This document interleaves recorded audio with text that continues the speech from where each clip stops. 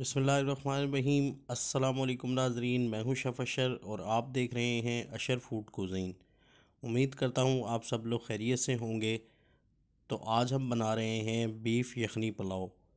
Beef यखनी पुलाव बनाने के लिए हमें जो चीज़ें रिक्वायर्ड होंगी, सबसे पहले हम 1 किलो गाय का गोश्त लेंगे। उसमें हम ये एक नली भी शामिल करेंगे। नली ज़रूर शामिल करें, इससे पुलाव में टेस्ट बहुत अच्छा आता है। तो सबसे पहले हम इसकी यखनी तैयार करेंगे। एक कढ़ाई के अंदर हम 2 लीटर पानी शामिल करेंगे। रेसिपी ज़रूर ट्राई करें। रेसिपी अच्छी लगे तो वीडियो को लाइक करें और चैनल को ज़रूर सब्सक्राइब करें और बेल आइकन को भी प्रेस करें ताकि मेरी आने वाली हर नई वीडियो आप तक सबसे पहले पहुंच सके। ये 1 किलो मैंने गाय का गोश्त लिया था। इसको शामिल करने के बाद हम इसके अंदर 2 प्याज दरमियाने साइज़ के शामिल करेंगे और 1 चम्मच सौंफ का शामिल करेंगे और 1 चम्मच ज़ीरा शामिल करेंगे और 2 खाने के चम्मच हम साबुत धनिया इसमें शामिल करेंगे।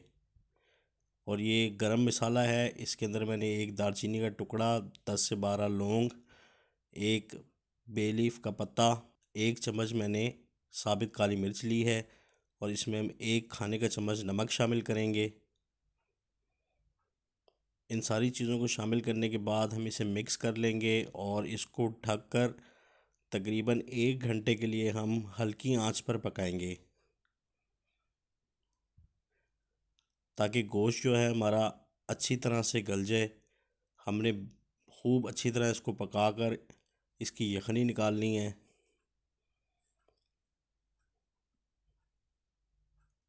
गोश्त को पकते हुए 1 घंटा हो चुका है और इसकी बेहतरीन सी यखनी निकल आई है। बहुत ही कमाल खुशबू भी आ रही है और गोश्त भी हमारा अच्छी तरह से गल गया है। अब मैं इस यखनी को छान लूँगा, यखनी अलग कर लूँगा और गोश्त को अलग कर लूँगा।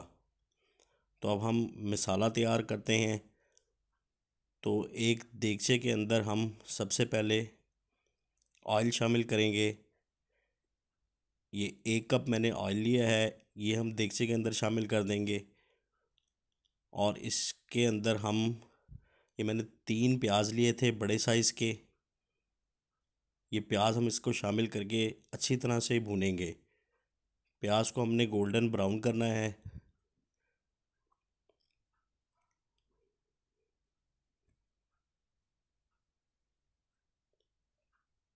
प्याज हमारे गोल्डन ब्राउन हो चुके हैं।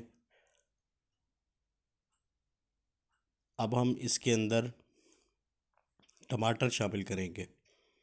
ये मैंने 1 पाव टमाटर लिए थे, वो हम इसके अंदर शामिल करके इसको भी खूब अच्छी तरह से भूनेंगे। मसाले को हमने खूब अच्छी तरह से भूनना है ताकि मसाला अच्छी तरह से बिल्कुल बारीक सा पिस जाए। इसके अंदर हम थोड़ा सा पानी शामिल करेंगे ताकि मसाला हमारा नीचे ना लगे।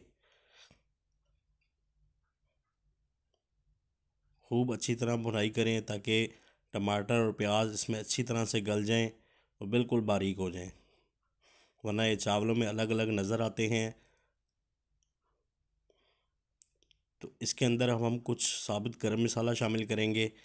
उसमें काली मिर्च, दालचीनी, लौंग, ज़ीरा, तेज़पात और बादियान का एक फूल और 2 बड़ी इलायचियाँ हम लेंगे।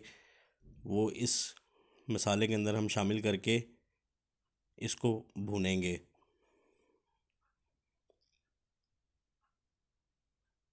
मसाला हमारा अच्छी तरह से भुन रहा है। अब हम ये साबुत गरम मसाला इसके अंदर शामिल कर देंगे। बहुत ही अच्छी इसकी खुशबू आती है, फ्लेवर आता है।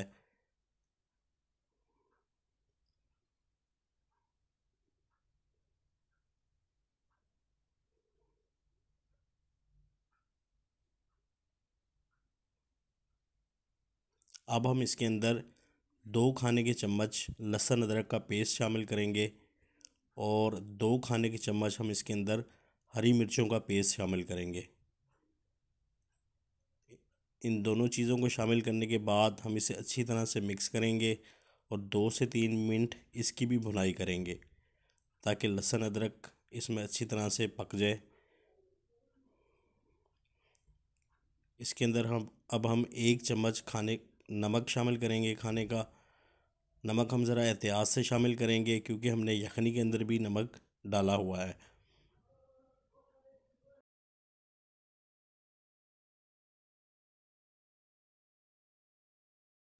अब जो गोश्त हमने बॉईल किया था वो हम इस मसाले के अंदर शामिल कर देंगे और इसकी खूब अच्छी तरह से भुनाई करेंगे क्योंकि गोश्त में कच्चेपन की स्मेल होती है, वो जब तक हम भुनाई नहीं करेंगे वो नहीं जाती।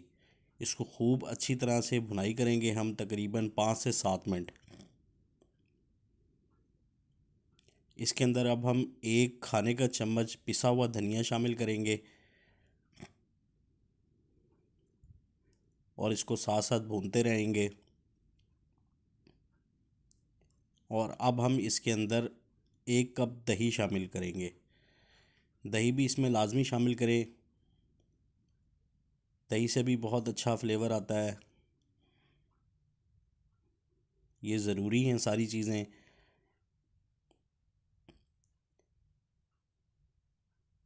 इसकी खूब अच्छी तरह से हम दही डाल के भुनाई करेंगे।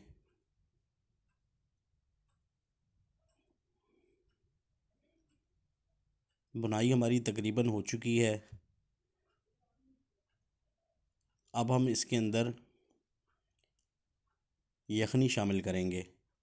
जो हमने यखनी छान के अलग की थी वो हम इसके अंदर शामिल करेंगे। 4 गिलास चावल का इस्तेमाल करूँगा मैं, उसमें हम 8 गिलास यखनी शामिल करेंगे।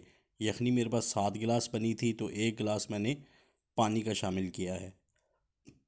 ये बासमती राइस हैं, मैंने आधा घंटा पहले भिगो के रखे थे। 1 किलो उसका वज़न है, वो हम इसके अंदर शामिल करेंगे।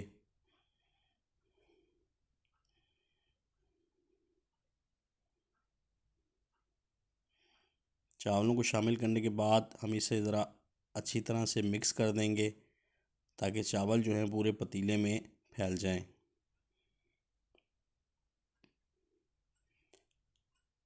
अब हम इसके अंदर 1 चम्मच काली मिर्च शामिल करेंगे।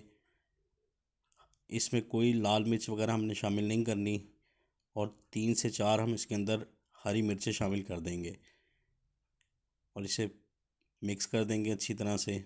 फ्लेम आपने फुल रखना है, इस टाइम पे फ्लेम आपने स्लो नहीं करना, नहीं तो चावल आपके जुड़ जाएंगे। चावल जो है काफ़ी पानी जज़्ब कर चुके हैं। अब पानी थोड़ा रह गया है। अब हम इसको ढककर दम लगाएंगे। पतीले के नीचे आप तवा रख दें एक और 5 मिनट तेज़ आग पे पकाएं। 5 मिनट के बाद आग को बिल्कुल स्लो कर दें।